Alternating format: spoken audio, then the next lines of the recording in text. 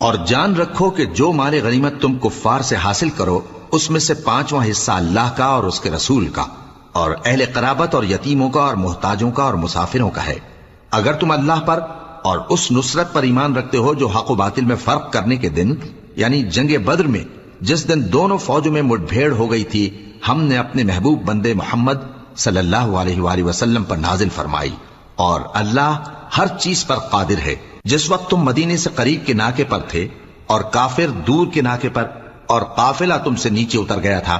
اور اگر تم جنگ کے لیے آپس میں قرارداد کر لیتے تو وقت معین پر جمع ہونے میں تقدیم و تاخیر ہو جاتی، لیکن اللہ کو منظور تھا کہ جو کام ہو کر رہنے والا تھا اسے کر ہی ڈالے، تاکہ جو مرے بصیرت پر یعنی یقین جان کر مرے، اور جو جیتا رہے وہ بھی بصیرت پر یعنی حق پہچان کر جیتا رہے۔